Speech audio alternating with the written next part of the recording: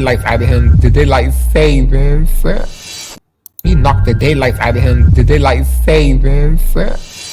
What is going on, entertainment? So today I'm coming to y'all with another Zeus Town Hall. So in this video, we're talking about the Hollywood Unlocked Award. So last night, Jason Lee brought out all, his celebrity friends and also the Zeus Network team out. We had stars such as Money Long, Chloe Bailey, Halle Bailey, and also Miss Tiffany Haddish. Okay, this picture's giving, no, you're the villain. No, you're the bigger villain. Nah, you have more controversy. Nah, nigga, you have more controversy.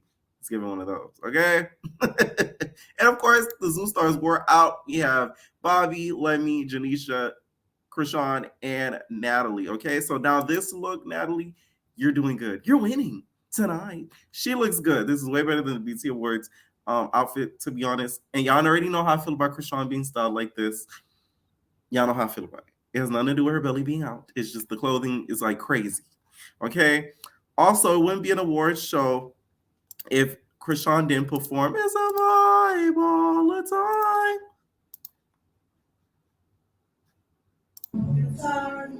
It's a vibe all the time.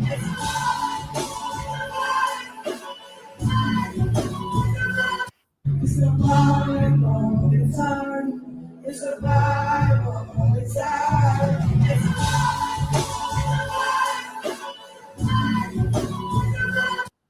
Okay, one thing with Chrisean, she's gonna run that song into the ground every chance that she gets, child. You'll never stop it. Okay. Also, something else I wanted to get into, you guys, is Michael Blackson, you guys, was enjoying him some of Roly Poly, okay? Because Roly Poly was throwing Big Debbie cakes on Michael Blackson, and he was liking what he was getting. Okay. Wooly on that ass. Oh my god. Okay, that's probably what he was thinking. Y'all didn't see his eyeballs about to pop out of his head. Okay, Rolly is back outside. Post a little bit of the surgery that she has gotten. Okay, Chrisean, you guys, was seen at the red carpet, and they were interviewing her in regards to just things that she plans on doing in the future, updates, so on and so forth. Excited, maybe emotional, but not really. I've been emotional, so I don't know what's different. From track star to red carpets, how does it just feel? What's next for you? New everything, new house, new car, just a new band. Any more music coming out soon? Yeah, I'm signing. We wonder who she's signing to. So does that mean that you're letting go of the Blueface financial hold? Would like to see that, okay? And you need to drop the acapella version of Survive featuring Babyface. That already should have been done. A Tiny Desk version, maybe something like that. Child, y'all probably gonna run through me in the comments talking about she should be on Tiny Desk. I'm not saying she should be on there, but I'm saying she should do a song like it. Okay, she hasn't worked hard enough to be on Tiny Desk. Let's be clear. Yeah. With just your impact of how you just, taken social media by storm, being from Baltimore, where I went to college, shout out to Baltimore, what impact do you want to have for, some other young girls kind of want to come up, want to be in the music business? I just say be yourself and have fun with it. I don't know. Just have fun with it. And just protect your energy and protect. You hear Natalie's fake ass and Roly Poly. She's still making announcements even though she's not on stage. One thing you could count on Natalie is to make a big announcement during the background. Whatever you felt like God had for you. So. And we love to see that, your faith in God is strong and you just keep doing you and stay strong, okay? She seems to have had like a positive sort of glow up recently. I don't know if it's due to the baby sort of giving her that sort of light, but it's really refreshing to kind of see. Hopefully, what I would hope for her to do, and if I was a part of her team, I would try to keep her sober even after delivering the baby, which she kind of has to because of breast milk and all that. I would try to keep her super, super, super sober and away from any substances because I feel like that's when Chrisean thrives the most, when she's not on any of that type of stuff. Okay. Michael Blackson also called out Chrisean and her length of pregnancy as well. Is in the house.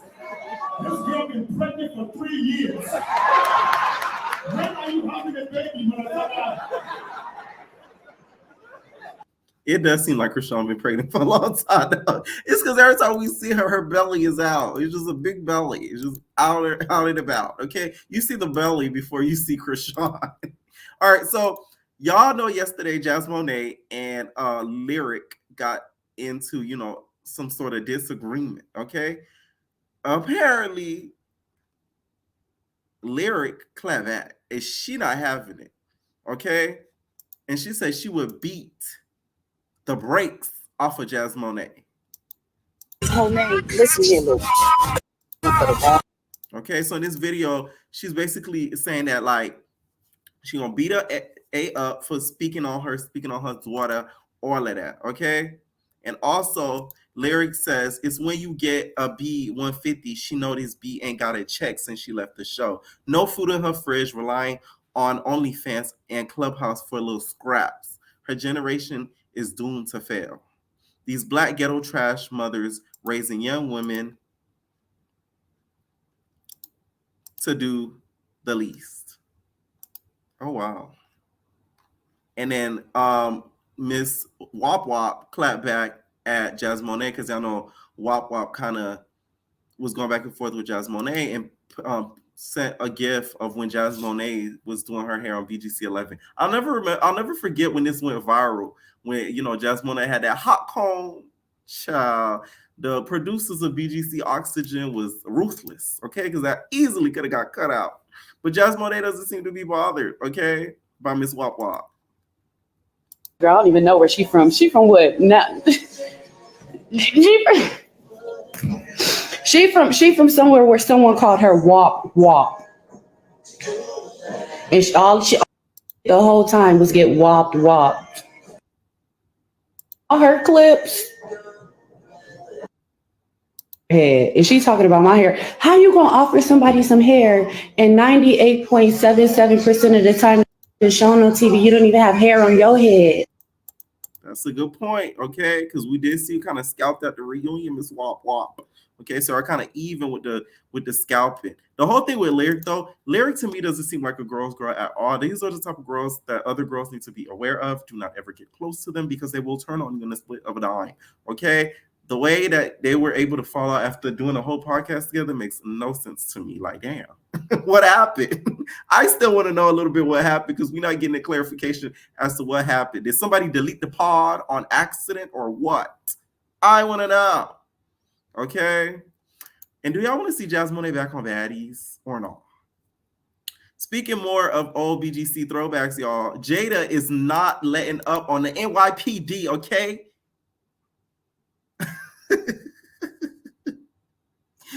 What she called her? A bunch of savages. She's back on her mission. My ID only under duress, and I want everybody's name and badge number. Let's go. Okay, sure. You want badge numbers? Let me tell you something. Jada, at this point, had you been a black woman, you would have been shot through the wall at this point. I know what she's trying to do, and she's trying to hold, the NYPD accountable, but it's sort of the rubbing it in our faces that your white privilege could get away with some of these things. Because you're over here puffing your chest at these NYPD officers. It's a little bit too tough.